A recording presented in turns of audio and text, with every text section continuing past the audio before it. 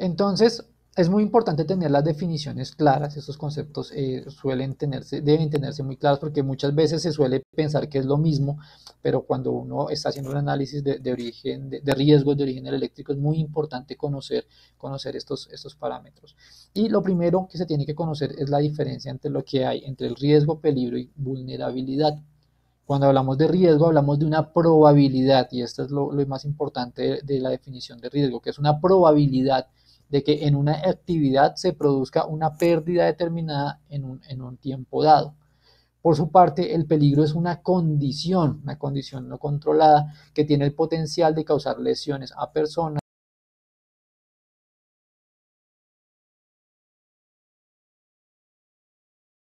daños a instalaciones o afectaciones al medio ambiente.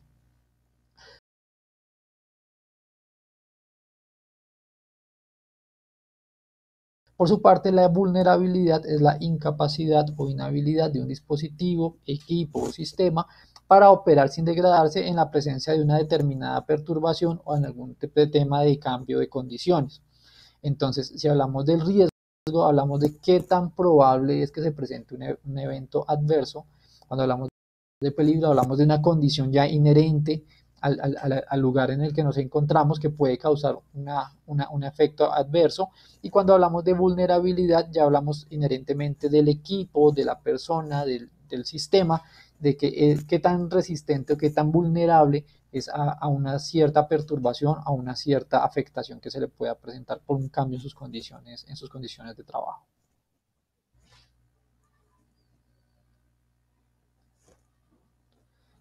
Ahora bien, ¿cuáles son las causas o cuáles son estas causas relacionadas con los riesgos de origen eléctrico? Pues las más importantes o las más relevantes son los actos inseguros, que es cuando una persona ejerce una violación a una norma de seguridad ya definida. Por ejemplo, la norma de instalaciones eléctricas o una norma, por ejemplo, de instalación de algún sitio de trabajo, etcétera.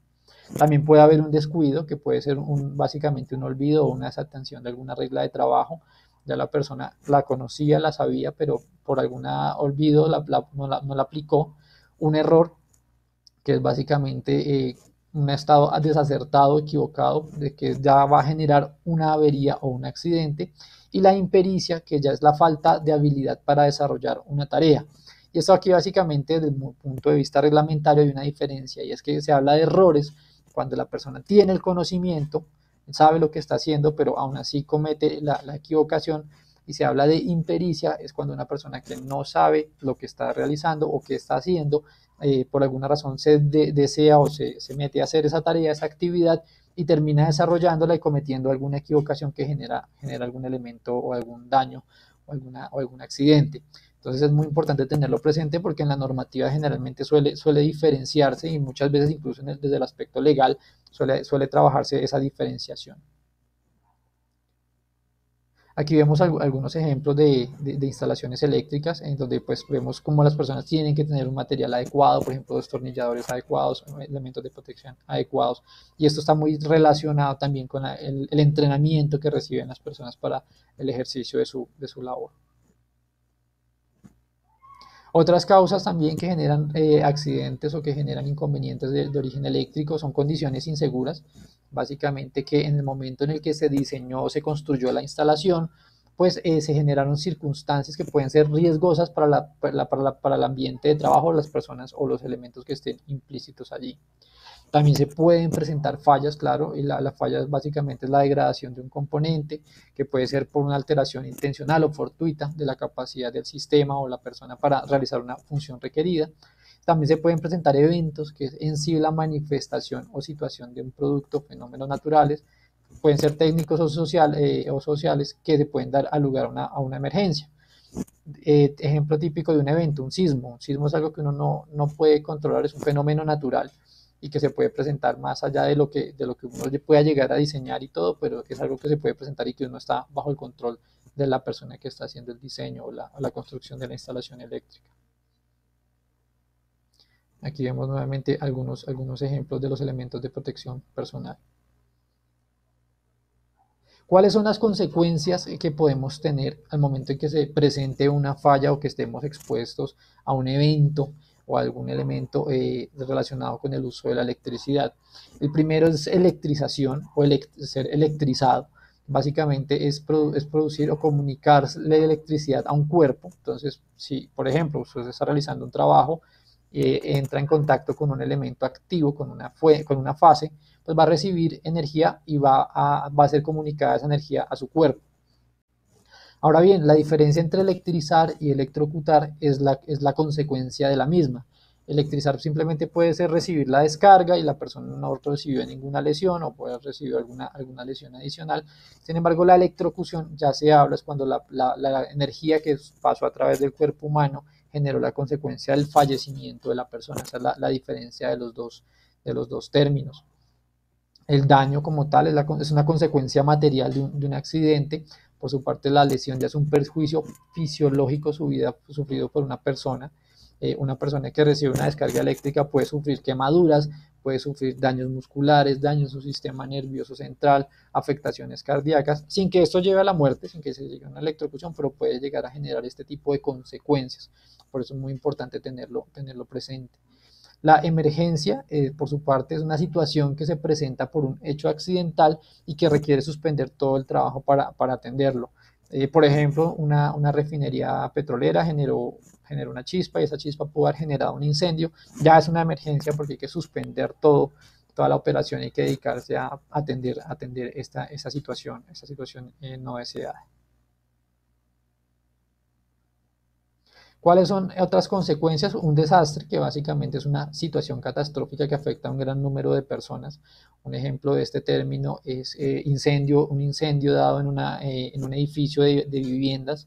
Es una situación catastrófica, puede afectar a muchas personas. Un incendio relacionado con un origen eléctrico que se puede dar en una industria donde trabajan muchas personas, donde hay una gran cantidad de capital invertido. Entonces pueden perder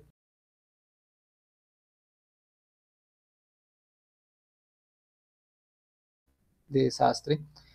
Un fuego clase C, este fuego es originado por equipos eléctricos energizados. Este fuego tiene que darse con un extintor especial, no es recomendable utilizar agua para extinguir este tipo de fuego, se debe utilizar un extintor especial que viene marcado con esa reglamentación que dice apto para fuego clase C, es decir, para incendios originados con equipos eléctricos. También hablamos de impactos ambientales. El uso de la electricidad también genera impactos ambientales, desde la generación, la transmisión, la distribución de la energía, los mismos elementos de uso final, cómo estamos haciendo disposición de todos nuestros elementos de las instalaciones eléctricas, qué tipo de fuente estamos utilizando para la generación de energía y cómo estamos protegiendo nuestras redes para evitar que la flora y la fauna entren en contacto con ella y se vea perjudicada. Entonces, todas estas consecuencias hay que analizarlas y preverlas al momento de hacer un buen diseño de las instalaciones eléctricas. ¿Qué es lo mejor que puede hacer uno? Lo mejor que puede hacer es prever, prevenir, tomar una serie de acciones antes de que sucedan las cosas. ¿Sí? Y aquí hay una serie de términos muy importantes. El primero es la prevención. ¿Sí? Y prevenir es básicamente hacer una evaluación predictiva de los riesgos y sus consecuencias. ¿Sí? Es básicamente tener un conocimiento a priori de cuáles son los riesgos a los cuales va a estar implícito o a los cuales van a estar sometidos las personas y las instalaciones que van a hacer uso de la electricidad, de asimismo tomar acciones para poder eliminar esa probabilidad o ese riesgo o para poder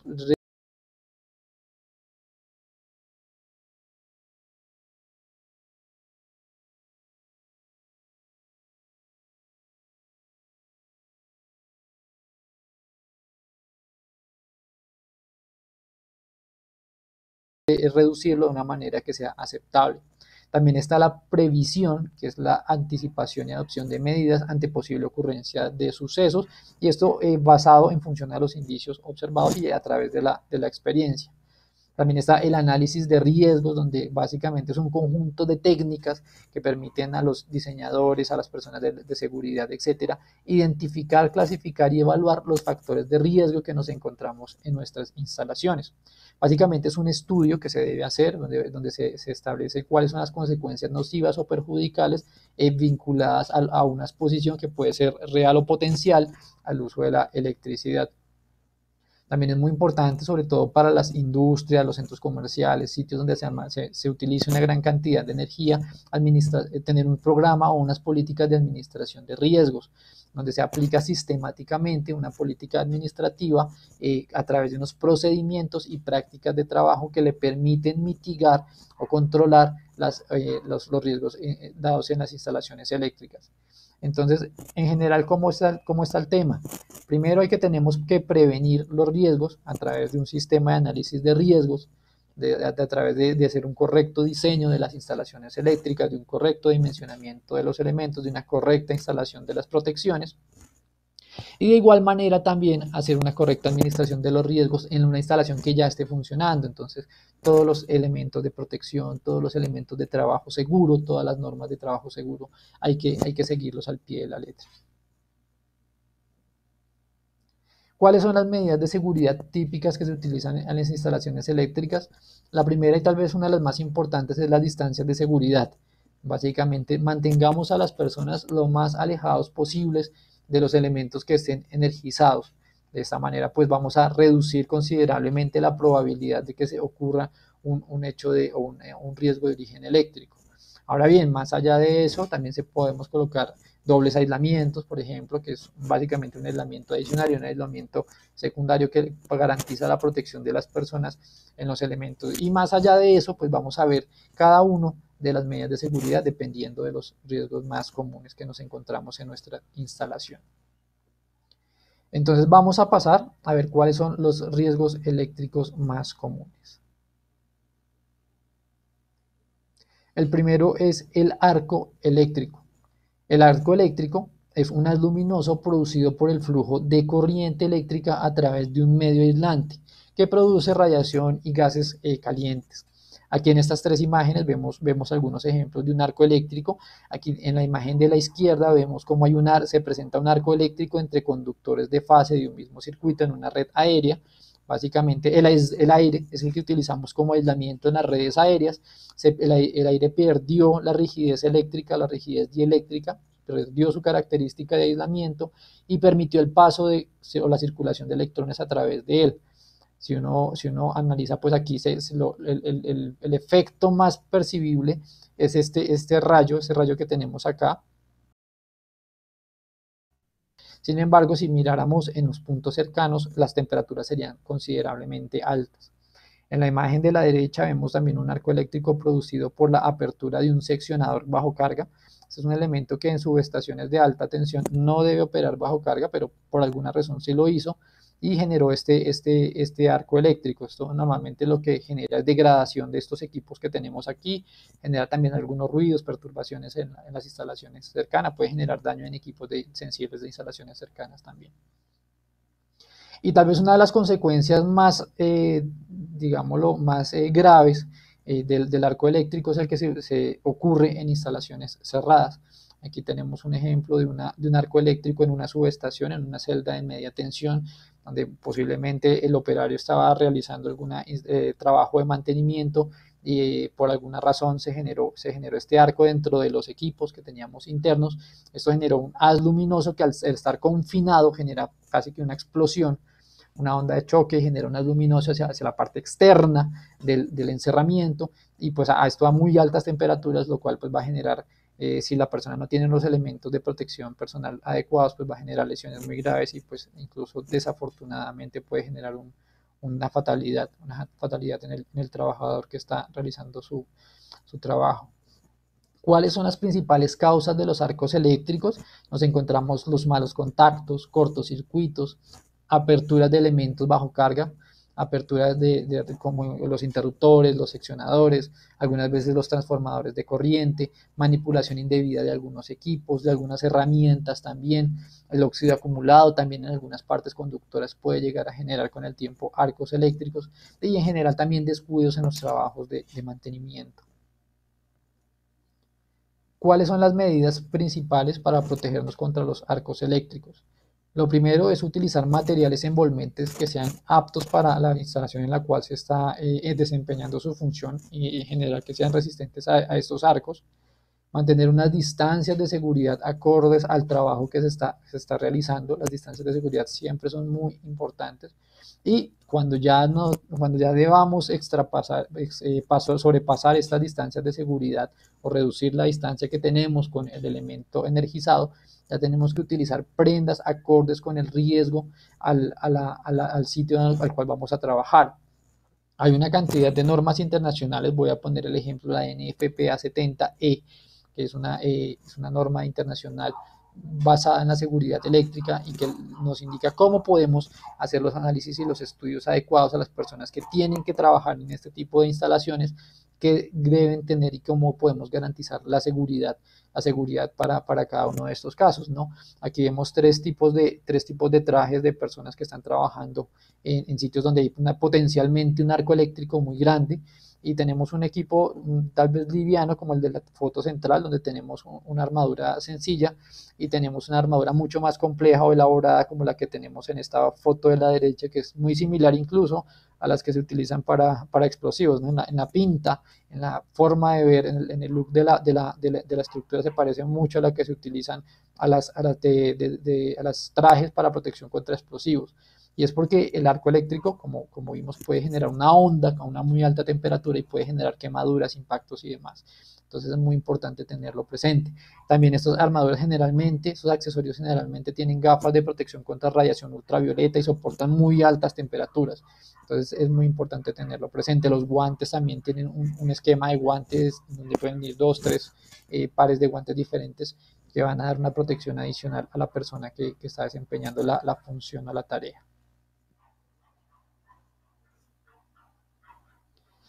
La ausencia de electricidad también puede llegar a ser un riesgo de instalaciones eléctricas. Uno normalmente piensa o asocia que los riesgos de origen eléctrico están relacionados únicamente cuando hay presencia de energía. Resulta que no. La ausencia de electricidad también puede ser un riesgo de origen eléctrico y es un riesgo bastante importante en unas instalaciones especiales. Entonces abro con algunas preguntas y es, ¿qué pasaría si está un quirófano?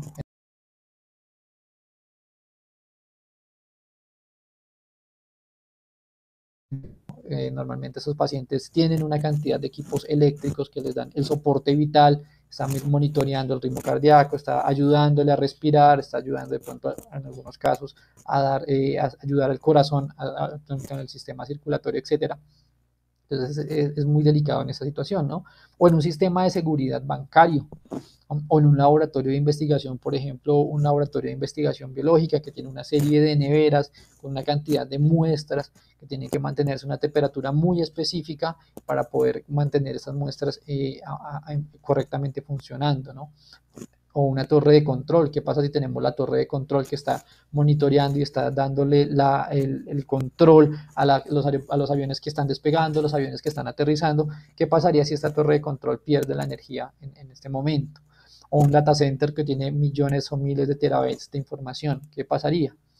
En todos los casos, si bien es cierto, las consecuencias pueden ser diferentes, en todos los casos son impactos bastante fuertes, ¿no? En el caso del quirófano podemos perder la vida de una persona. En el caso del sistema de seguridad bancaria se pueden perder mucho dinero. En el laboratorio de investigación biológica se pueden perder muestras o se puede perder mucha investigación, mucho tiempo de investigación por los ensayos que se están realizando. En una torre de control pues se pueden perder muchas vidas porque se puede generar un accidente en el aeropuerto, y en el data center también se puede perder información muy valiosa para una compañía, para personas, etcétera, que también en últimas puede repercutir en mucho dinero para la instalación. ¿Cuáles son las causas de la la ausencia de electricidad como un riesgo? Pues básicamente está asociado a la superposición de dos elementos. Primero, que haya un apagón o corte en el servicio de energía eléctrica. Y segundo, no disponer de un sistema de emergencia de respaldo de energía. Entonces, ¿cómo nos podemos proteger de la ausencia de electricidad en los casos en los que aplique? Es básicamente tener un buen sistema de respaldo de energía con una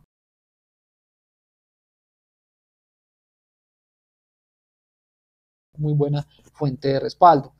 ¿Y cuál es la diferencia de estos dos términos? El sistema de emergencia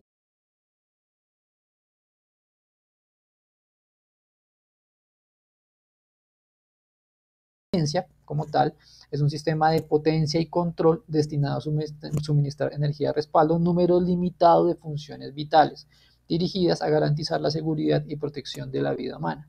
Por su parte, la fuente de respaldo puede ser uno o más sistemas de suministro de energía, que pueden ser grupos electrógenos, bancos de baterías, UPS, sistemas, circuitos de suplencia, cuyo objetivo es proveer energía durante la interrupción del servicio de energía normal. Entonces, básicamente, la fuente es de dónde vamos a obtener esta energía de respaldo, y el sistema de emergencia es todo el sistema de potencia y control que se encarga de regular esta fuente de energía, más todo el control a quién le vamos a entregar la energía, ¿no?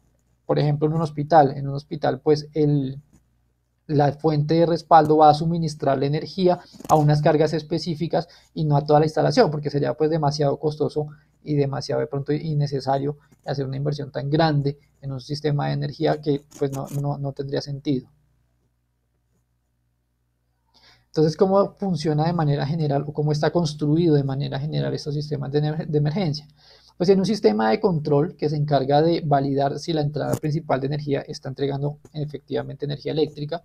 En el momento en que la energía principal deja de entregar energía, este sistema de control pues, va a darle inicio a la unidad de respaldo, la cual va a empezar a entregar energía eléctrica al sistema a unas determinadas cargas, unos tableros de cargas vitales o reguladas, y muchas veces también requiere una unidad de respaldo online, ya que en el tiempo del que pasa de que perdimos la energía de la entrada principal y la unidad de respaldo puede entregar energía a toda la instalación, puede pasar algunos segundos o puede pasar algunos minutos. Entonces necesitamos que alguien se encargue de suministrar esa energía durante un momento. Entonces esa sería la unidad de respaldo online. Típicamente, ¿qué podemos encontrar aquí en la unidad de respaldo online? Podemos encontrar unas UPS o unos bancos de baterías con unos sistemas de inversor. Y en la unidad de respaldo ya encontramos grupos electrógenos o plantas eléctricas que se encargan de suministrar esta energía eléctrica. Vamos a hablar ahora del contacto directo. Y el contacto directo es básicamente el contacto de personas o animales con conductores activos o partes que están energizadas en una instalación eléctrica. Aquí tenemos algún ejemplo donde tenemos una línea de distribución aérea y la persona que está haciendo mantenimiento entra en contacto, por alguna razón está energizada la línea y esto es una parte activa, debe estar energizada y puede recibir una descarga eléctrica que va a circular a través de su cuerpo y descargarse a tierra a través de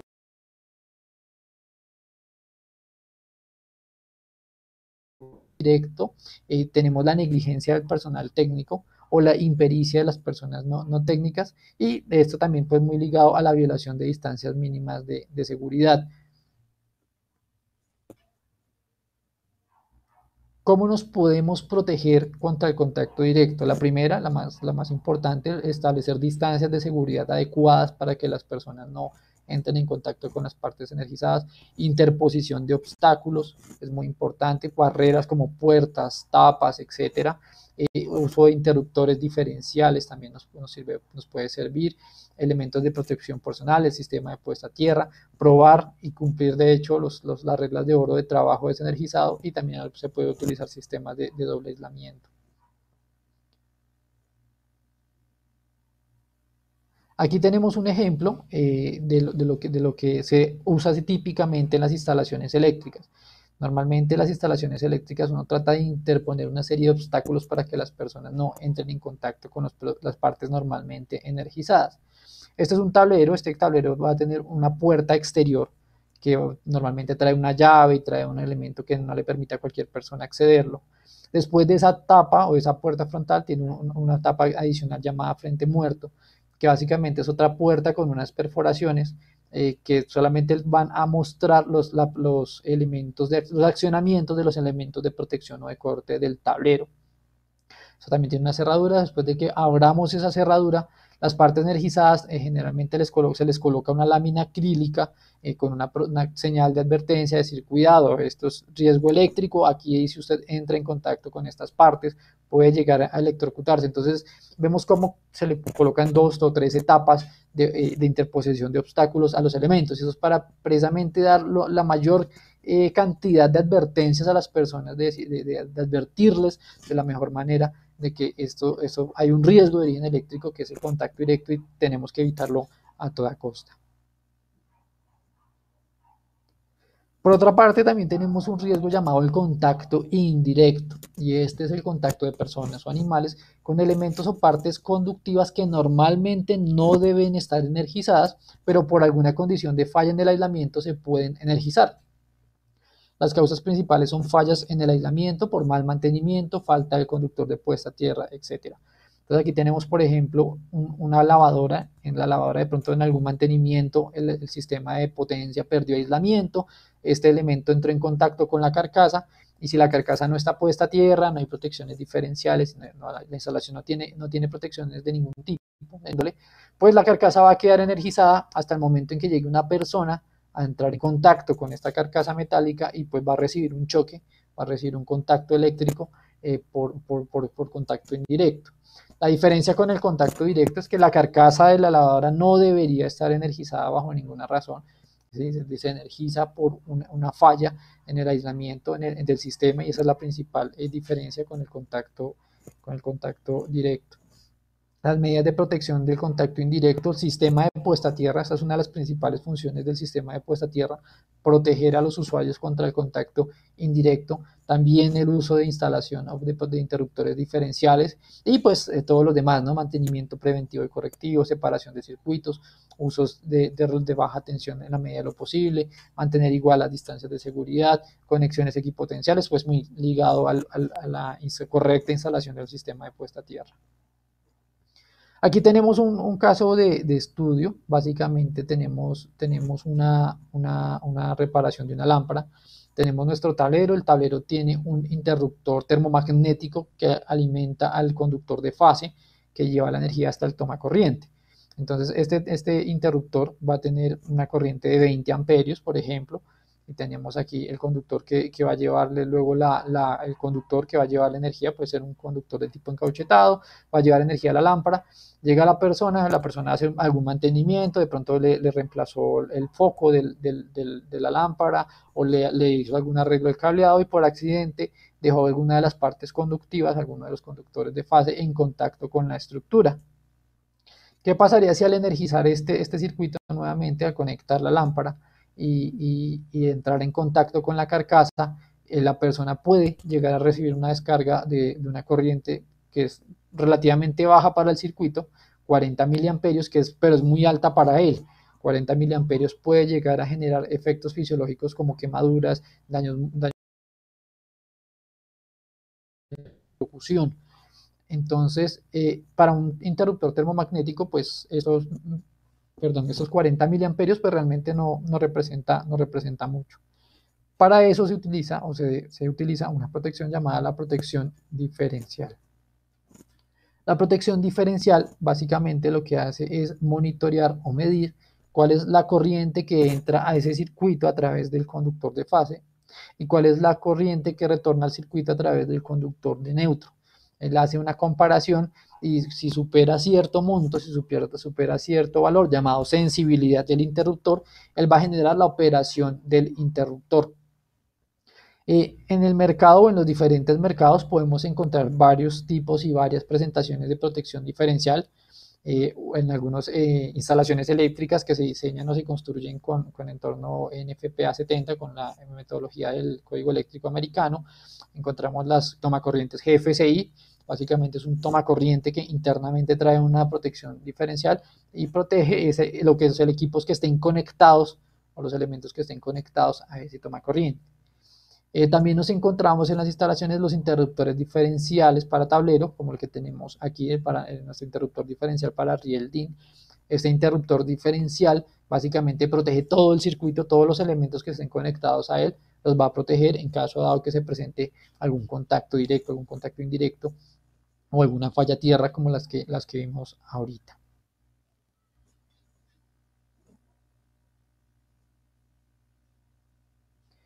Bien, ahora vamos a ver otra falla que es de hecho una de las más comunes que nos encontramos en las instalaciones eléctricas y es el cortocircuito.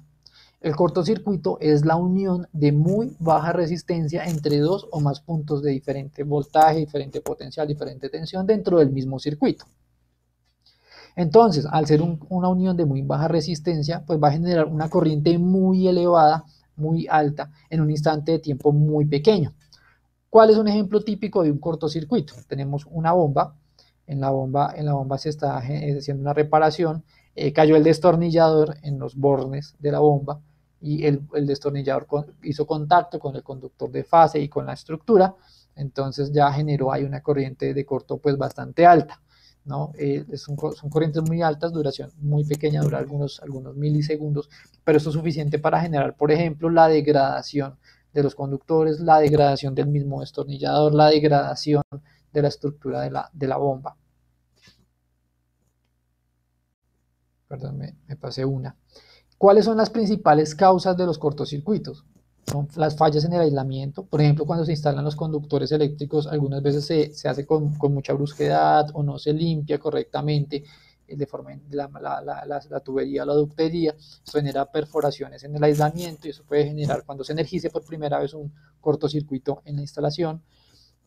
Impericia también de las personas no técnicas, accidentes externos, vientos fuertes, por ejemplo, en las redes aéreas. La humedad también puede llegar a generar cortocircuitos y equipos defectuosos en general pueden llegar a generar esto.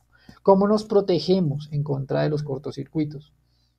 Las medidas de protección más usuales son los interruptores automáticos con dispositivo de disparo para máxima corriente. Lo más usual encontrar en el mercado es la protección magnética. También tenemos los cortacircuitos fusibles, también aún existen en el mercado cortacircuitos fusibles aptos para proteger contra cortocircuitos. Básicamente, ¿cómo funciona la protección magnética dentro del interruptor? Básicamente lo que hace es que al generarse una corriente muy alta, el interruptor tiene un electroimán y esto genera un disparo interno del mismo. Ahorita lo vemos un poco más en detalle. También tenemos la sobrecarga, y la sobrecarga es básicamente el funcionamiento de un elemento excediendo su capacidad nominal, ¿no? Entonces, si tenemos una bomba de 1 caballo y le pedimos 1.5 caballos, pues le estamos pidiendo a esa bomba más allá de lo que ya puede entregar. Entonces, esto pues va a generar un daño mecánico y un daño eléctrico tanto a la bomba, porque la bomba igual va a tratar de pedir más energía al circuito como al circuito. También si tenemos unos conductores de fase, por ejemplo, calibre 12AWG, que es un calibre pequeño, a estos conductores se les puede pedir máximo 20 amperios en condiciones normales de operación y por alguna razón se le está pidiendo 45-50 amperios y la protección no funciona o se le instaló una protección inadecuada, pues esto va a llevar a que ese elemento se caliente y va a generar pues al final un daño y un deterioro tanto del conductor como de los conectores como de los demás elementos del circuito. Causas: superar los límites nominales de los equipos, de los conductores, de los conectores, de los elementos en general del circuito, instalaciones que no cumplen las normas técnicas, conexiones flojas, también la presencia de corrientes armónicas dentro de un circuito y la falta de control sobre el factor de potencia. Esa puede ser una de las causas más probables para la presencia de sobrecarga. ¿Cómo nos podemos proteger contra sobrecarga? Podemos utilizar interruptores automáticos o también los relés para sobrecarga, interruptores automáticos asociados con cortacircuitos, fusibles bien dimensionados, en dimensionamiento técnico de conductores de equipos, la compensación de energía reactiva con bancos de condensadores. Es la manera más usual para protegernos contra la sobrecarga. Las principales consecuencias, pues daños en los equipos, son las principales consecuencias de la sobrecarga y del cortocircuito de estas dos fallas, y también el daño en las instalaciones, inclusive llegar a los incendios. De hecho, en los inicios del uso de la electricidad, la sobrecarga y el cortocircuito, incluso aún hoy en día, eran los principales causas o los principales elementos que generaban incendio en las instalaciones eléctricas. Para protegernos contra estos elementos se utilizan accesorios como la protección termomagnética. Es una protección que tiene asociado tanto un componente térmico, que es un elemento bimetálico que protege contra sobrecargas, y un elemento magnético que protege a la instalación contra cortocircuitos. Básicamente la gran ventaja de este interruptor es que el componente magnético tiene un tiempo de operación muy rápido que le permite despejar de una forma muy rápida y ágil las fallas de cortocircuito, que como vimos elevan la corriente muy rápido y necesitamos poderla despejar de igual manera a una gran velocidad. Esa es la gran y la principal ventaja que tenemos con el interruptor termomagnético.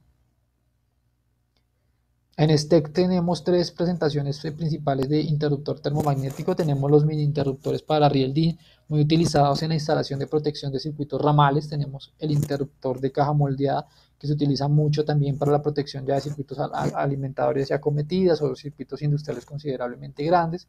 Y los interruptores de caja abierta, que los utilizamos para la protección de subestaciones, donde hacemos un control y una protección total de la instalación de los elementos de mayor potencia de la instalación. Puede consultar en nuestra página web o a través de los asesores comerciales de sus respectivos países, de sus respectivas regiones, cada uno de estos productos, y pues con gusto los estaremos atendiendo.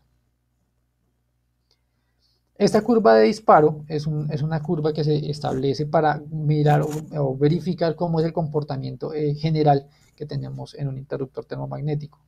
Aquí tenemos dos zonas de operación, tenemos la zona de sobrecarga, que es la que tenemos en este punto, y tenemos la zona de cortocircuito, que en este caso ya el que se carga de hacer la operación es la parte o el componente magnético. Está relacionado siempre o referenciado respecto a la corriente nominal del interruptor, que es el valor que nosotros ya conocemos del dispositivo, y a partir de ahí, dependiendo del número de veces, nos va a determinar qué tanto tiempo se demora en disparar el interruptor. Y uno podría preguntarse, bueno, ¿y por qué el interruptor no opera instantáneamente? Lo que pasa es que hay equipos, elementos de instalaciones eléctricas que tienen una elevada corriente de arranque. Por ejemplo, las luminarias tienen elementos inductivos, etcétera, y otro tipo de elementos no lineales que requieren una corriente de arranque, entonces tenemos que darle un tiempo a esos elementos que inicien y que arranquen. Si lo detectáramos instantáneamente, pues el elemento nunca podría energizarse sin que la protección generara el disparo. Bueno, ahora vamos a hablar de las sobretensiones transitorias. ¿Y qué es una sobretensión transitoria? Es una tensión anormal que existe o que se puede presentar entre dos puntos de una instalación eléctrica, supera la tensión máxima de operación de los dispositivos que tenemos. Ejemplo, tenemos aquí un tablero, por alguna razón en la red cercana se presentó un impulso tipo rayo, como el que tenemos acá. Eso genera una elevación de la tensión considerablemente alta durante un tiempo muy pequeño, pero es bastante alta. Entonces, si la tensión de entre fase y neutro de este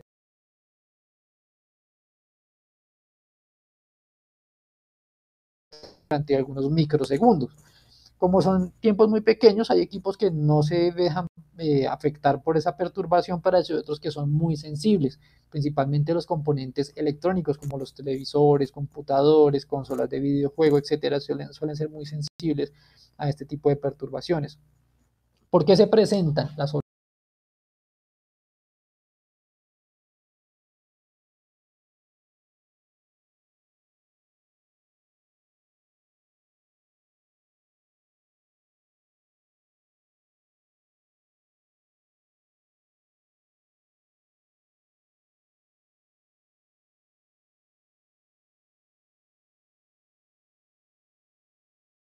sobretensiones transitorias? La primera puede ser por la descarga atmosférica, que puede ser directa o indirecta a la red, puede golpear cerca a un elemento cercano a la red, como puede golpear directamente a la red eléctrica.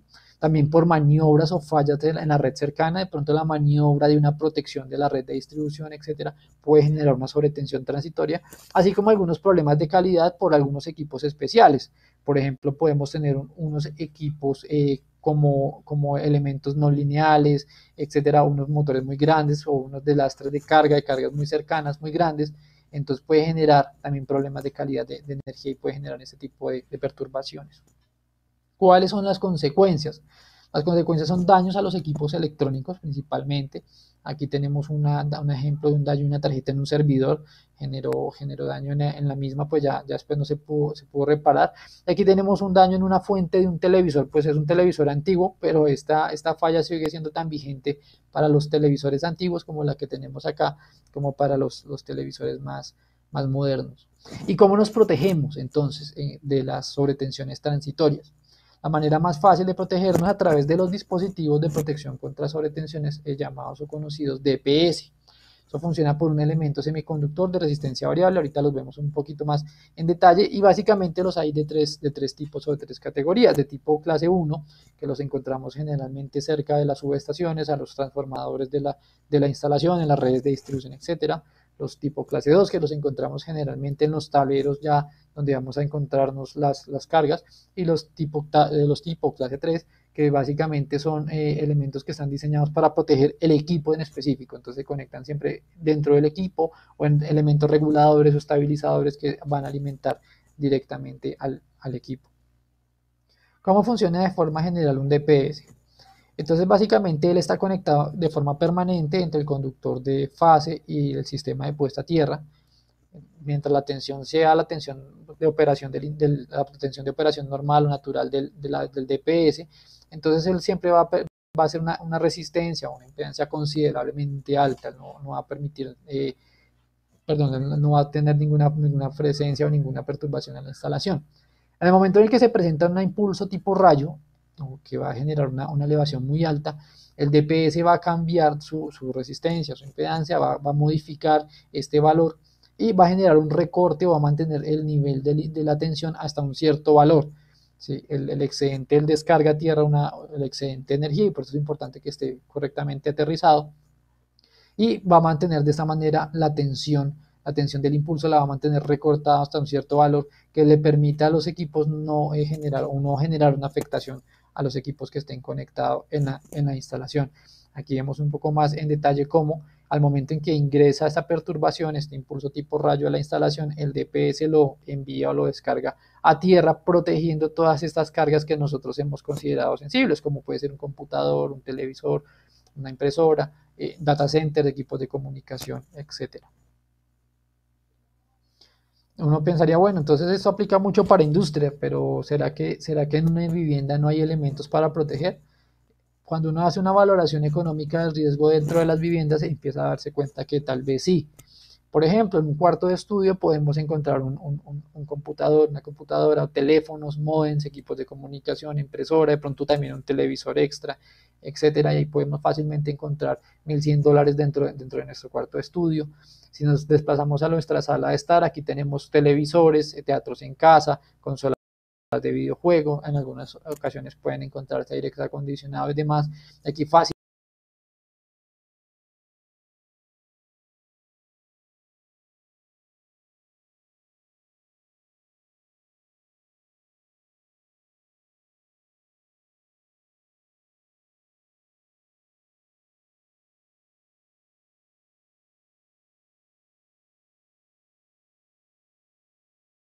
Aquí fácilmente podemos encontrar otros $2,000 que se encuentran en riesgo.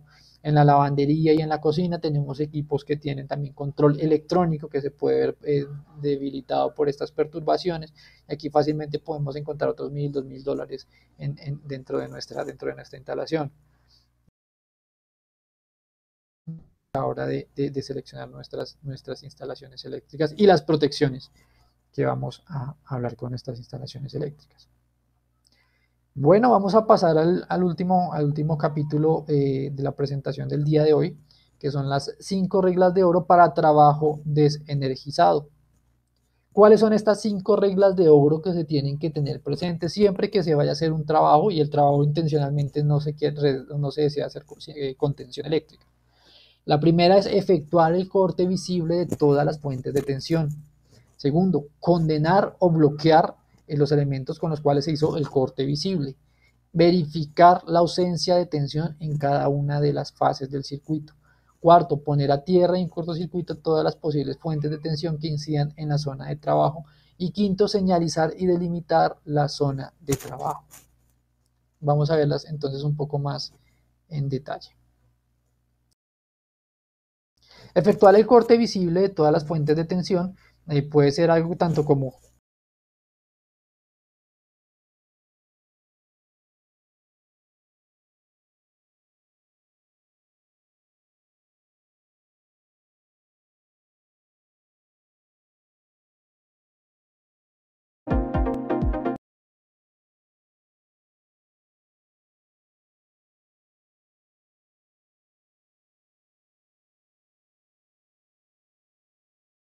directo acondicionado y demás. Aquí fácilmente podemos encontrar otros $2.000 que se encuentran en riesgo desenergizado. ¿Cuáles son estas 5 reglas de oro que se tienen que tener presentes siempre que se vaya a hacer un trabajo y el trabajo intencionalmente no se desea hacer con tensión eléctrica? La primera es efectuar el corte visible de todas las fuentes de tensión. Segundo, condenar o bloquear los elementos con los cuales se hizo el corte visible. Verificar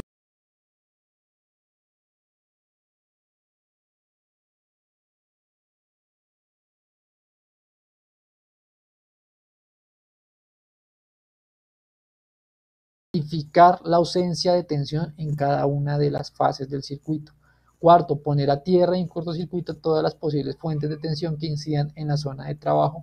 Y quinto, señalizar y delimitar la zona de trabajo.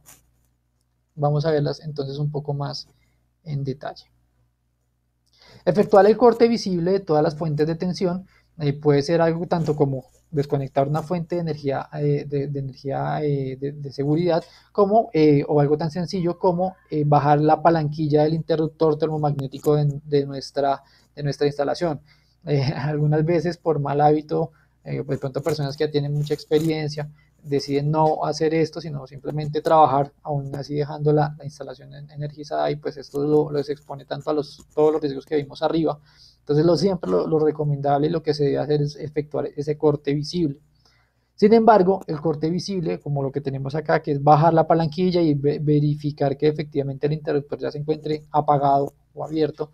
Además de eso, siempre se debe condenar o bloquear ese elemento para garantizar que no se vaya a generar una reconexión accidental de la instalación. Para eso suelen existir una serie de accesorios. STEC tiene dentro de su portafolio la línea Safe, que nos permite condenar o bloquear varios de estos elementos de protección, y lo que se hace es básicamente asegurarnos que si yo desenergice no llegue después otra persona a energizar.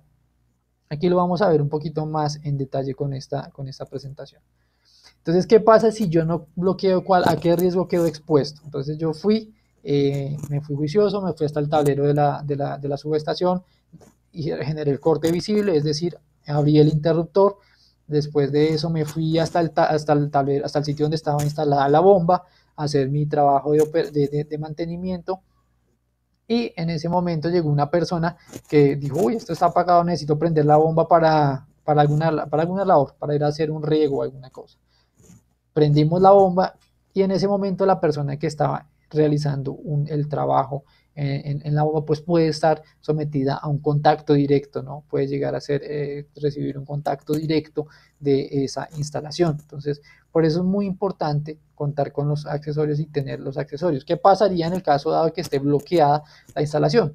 Cuando llegue la persona a hacer la reconexión, pues se va a encontrar con un candado, ¿no? Y de hecho siempre también se debe colocar una etiqueta donde se establezca quién es la persona que estableció el bloqueo, para que asimismo se pueda ir a consultar a la persona: oiga, ya podemos reenergizar el circuito, ya podemos trabajar. Entonces de esta manera la persona que está realizando el trabajo en la bomba, que no necesariamente es en el mismo sitio donde está el tablero, pues va a estar protegida y va a estar segura en el ejercicio de su trabajo. Verificar la ausencia de tensión es muy importante. También garantizar que efectivamente no haya tensión. Esto se puede hacer con elementos como el probador de tensión que vemos aquí en la foto. Es un elemento que va a verificar y garantizarnos que no vayamos a tener tensión en el sitio donde vamos a trabajar. También se puede hacer a través de voltímetros, etcétera, elementos de medición donde podemos garantizar que no hay presencia de tensión. Esto aplica también mucho, sobre todo en redes de distribución y sitios donde se maneja alta potencia, de poner en cortocircuito todas las posibles fuentes de tensión que incidan en las zonas de trabajo. ¿Y esto por qué ocurre? Resulta que ha pasado y es un accidente muy usual, de hecho en los trabajos de redes de distribución, que se generó el corte visible en la parte de alimentación. Entonces se generó ese corte visible, ya la red quedó desenergizada, vinimos, hicimos condenación, bloqueo, verificamos ausencia de tensión, no encontramos tensión. Sin embargo, por acá en otro lado, otra instalación, se prendió una planta eléctrica y de pronto el sistema de transferencia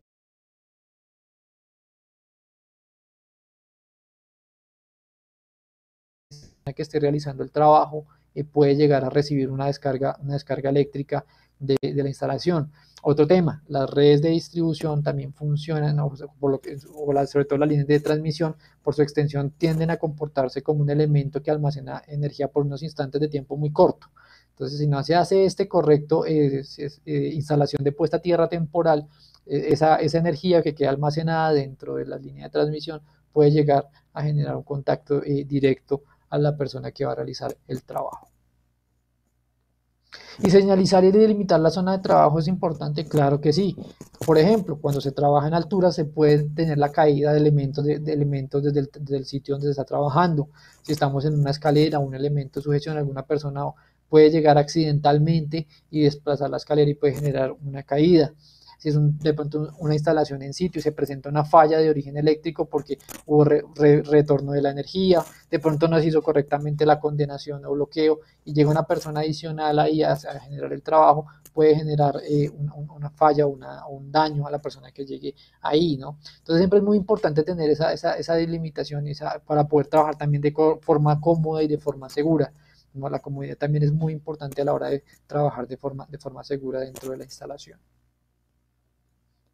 ¿Cuáles son las conclusiones de la presentación del día de hoy? Bueno, que el riesgo es una probabilidad de que en una actividad se produzca una pérdida determinada en un tiempo dado, ¿no? Entonces siempre recordemos que el riesgo va relacionado con la probabilidad, qué tan probable es que se presente esa pérdida.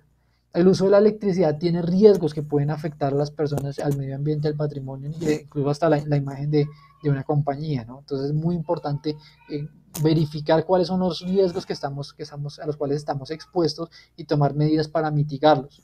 Estos riesgos son mitigables a través de un análisis previo y su posterior implementación de medidas de protección. El arco eléctrico representa un gran riesgo para las personas y las instalaciones. Entre sus medidas de protección se encuentra utilizar materiales envolventes resistentes a arcos, mantener distancias de seguridad y utilizar las prendas acorde al riesgo que estamos enfrentando. En ciertas ocasiones, la ausencia de electricidad puede ser un riesgo eléctrico, por ejemplo, en un quirófano o en una instalación hospitalaria. Entonces, se puede, que por la ausencia de energía, podemos llegar a tener una pérdida. Entonces, bajo esto, la manera que los podemos proteger es a través de un sistema de energía de respaldo de emergencia. El contacto directo, por otra parte, es el contacto que tiene una persona o el riesgo que se tiene al entrar una persona en contacto o un animal en contacto con una parte normalmente energizada, por ejemplo, el conductor de fase de una línea de distribución. El contacto indirecto, por otra parte, es el contacto de una persona o un animal con una parte de la instalación que no debería estar energizada, pero por una pérdida de aislamiento, por un fallo, puede entrar en contacto. Los cortocircuitos y las sobrecargas son de alto riesgo para las instalaciones. Las principales medidas para mitigarlo son el correcto dimensionamiento de las instalaciones, las protecciones termomagnéticas, elementos fusibles, etc. Las sobretensiones transitorias, por otra parte, son de alto riesgo para los equipos y la principal protección es el DPS. Bueno, hasta aquí vemos hoy el contenido de la presentación del día de hoy. Vamos a proceder con un pequeño cuestionario para afirmar estos temas, estos conceptos que vimos el día de hoy y después pasaremos con el ingeniero Juan Pablo a responder las principales preguntas que nos hayan hecho hoy a través del chat. Entonces, vamos a iniciar aquí. ¿Qué riesgos observamos en esta imagen? Y parece bastante exagerado, ¿no? Pero la persona que construyó la instalación muy posiblemente no tomó nunca una presentación de riesgos eléctricos y no sabe a qué riesgos está expuesta la persona o las personas que van a estar dentro de esa instalación, ¿no? Entonces, aquí, ¿qué riesgos observamos acá?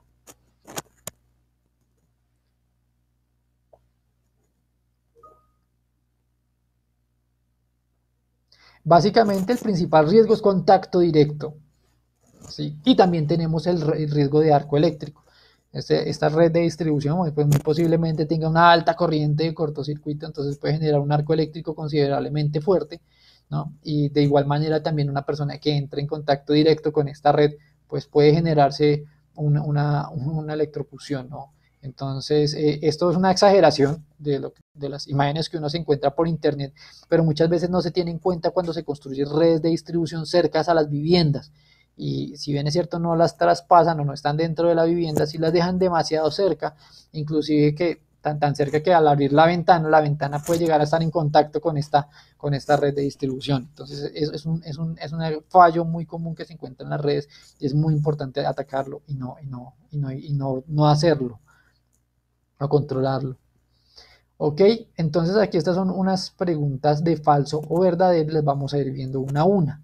El riesgo es la probabilidad de que en una actividad se produzca una pérdida determinada en un tiempo dado. ¿Qué opinan? ¿Esto es falso o verdadero?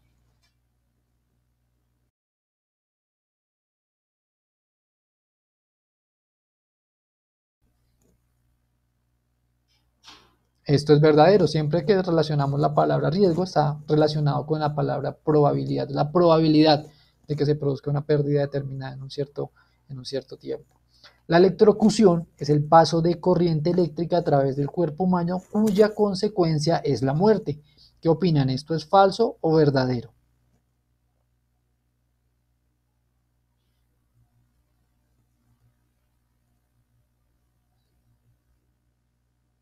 Esto es verdadero.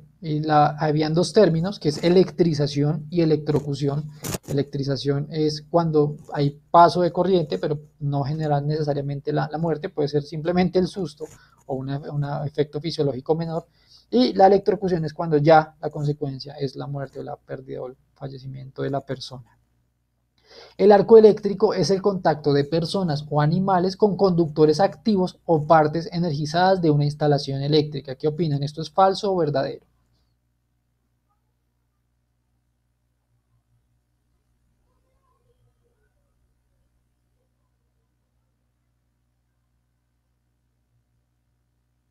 Esto es falso.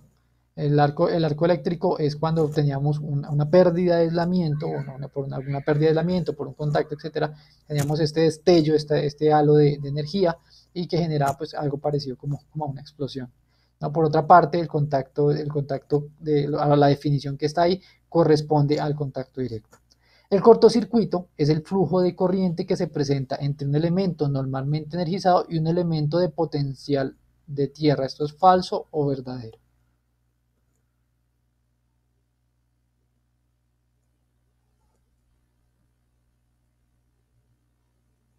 Esto es falso. El, cuando se presenta una corriente que está entre un elemento normalmente energizado y un elemento de potencial a tierra, esto se conoce principalmente como la falla tierra. El cortocircuito era esta unión de muy baja impedancia o de muy baja resistencia entre dos puntos del mismo circuito que generaba una corriente muy alta en un tiempo muy pequeño. Bueno, aquí vamos a ver otras exageraciones, pero es muy importante que las analicemos críticamente con el contenido que vimos hoy. ¿Qué riesgos observamos en esta imagen?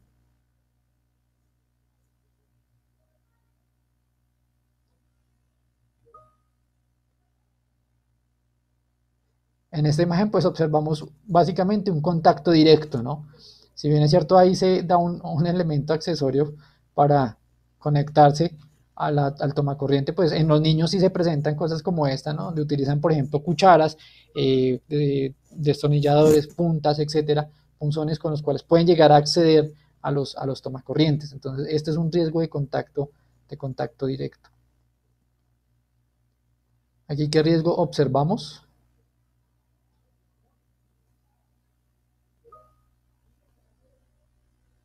Aquí observamos básicamente un, eh, un riesgo de cortocircuito, ¿no? Aquí podemos tener, cuando hagamos el conexionado de ese encontrador de interruptores, dice ahí, la traducción en inglés, básicamente lo que se va a presentar es un cortocircuito entre los dos bornes de ese terminal. Y en la última imagen, ¿qué riesgo encontramos en la última imagen?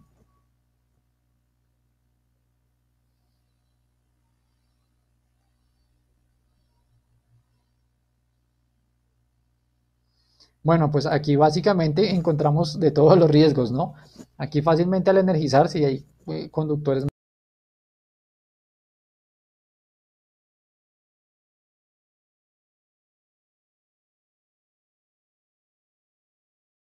etcétera. Es muy importante en las instalaciones de las instalaciones, ¿no? Porque de la manera en que la instalación esté bien organizada, haya una muy buena estética en la presentación de los tableros, etcétera, podemos tener también un muy buen control de la instalación y podemos saber identificar fallas muy fácilmente. Si hay que hacer alguna corrección, algún cambio en la instalación, lo podemos hacer muy fácilmente.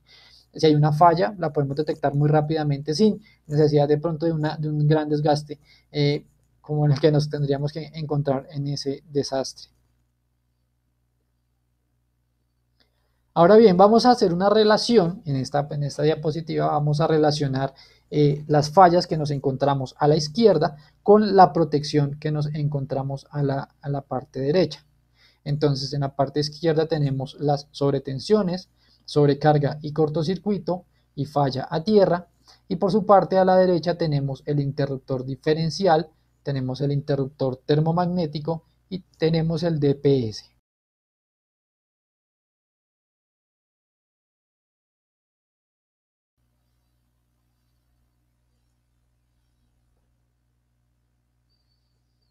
Ok, entonces vamos a ver la primera.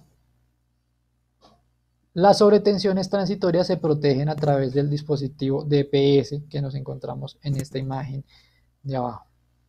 Muy bien, ahora vamos a pasar a la segunda. La sobrecarga y cortocircuito la podemos proteger o nos podemos proteger contra ella a través del interruptor termomagnético. Acá encontramos un interruptor termomagnético Asgard de STEC.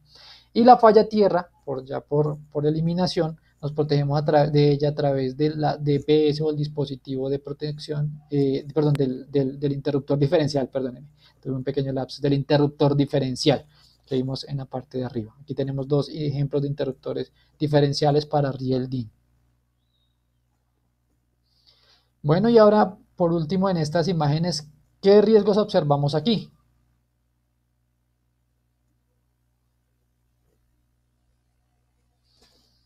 Si bien es cierto, esto pues es una exageración, pero desafortunadamente aún lo vemos hoy, sobre todo en sectores donde hay muchas pérdidas no técnicas de energía. Vemos aquí como una persona primero está trabajando en alturas sin ningún elemento de protección o de seguridad que lo protege en caso de una caída. Segundo, está aquí su brazo ya está en contacto con una parte que puede estar energizada o que se puede energizar fácilmente y ya está entrando en contacto. Acá se alcanza a ver un poco que hay un transformador, aquí se alcanza a ver el soporte de ese transformador, o sea que arriba de esto vamos a encontrarnos una red de media tensión, pueden ser 11.000, 12.000, 13.000 voltios fácilmente. Entonces esta persona pues está muy expuesta a un riesgo de contacto directo, de arco eléctrico, incluso pues ya de esto se desprende también la caída, ¿no? Aquí podemos, esa persona fácilmente puede llegar a caer y puede generar pues incluso una fatalidad. Alguien alguna vez me decía con esta imagen, bueno, pero la madera es un muy buen aislante. Entonces sí, pero para 13.000 voltios no creo que sea tan buen aislante. Por otra parte, el abdomen del caballero está entrando en contacto con la bajante de tierra, entonces ya puede cerrar el circuito a través del brazo y el abdomen y además de las piernas también al circuito de tierra. Entonces, pues en este momento, en este momento pues no va a tener esa protección.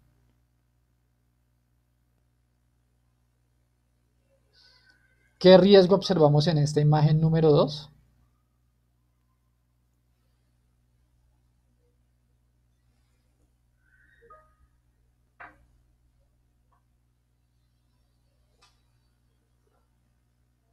Aquí básicamente observamos un contacto indirecto.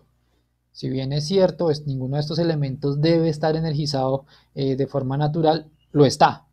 Están energizados, ¿no? Posiblemente hay una pérdida de aislamiento interno entre algunos de los componentes eléctricos y a través incluso del agua, parece que a través del agua está generando conducción de energía. Entonces, en el momento en que una persona entre en contacto con alguno de estos elementos, puede llegar a recibir una descarga. Entonces, por esa razón él puede llegar a recibir alguna afectación. Y en la número 3,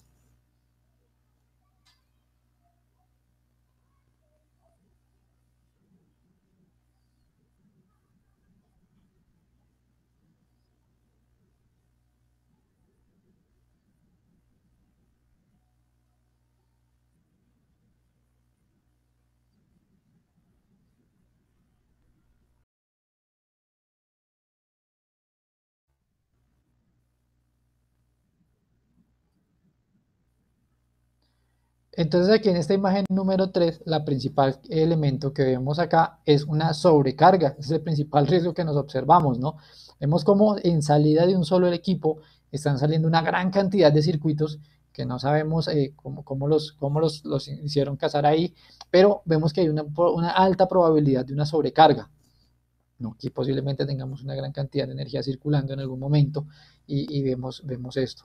También tenemos la probabilidad de un cortocircuito, claro, en algún momento alguno de estos elementos se puede desconectar y puede generar contacto con algún otro elemento y pues puede generar un riesgo de cortocircuito.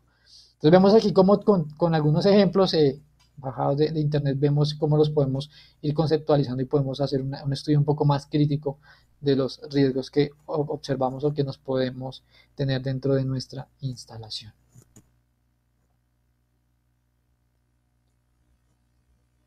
Les agradezco muchísimo por haber participado en la presentación de hoy, les agradezco muchísimo por haber destinado algo de su tiempo a acompañarnos en la presentación de hoy.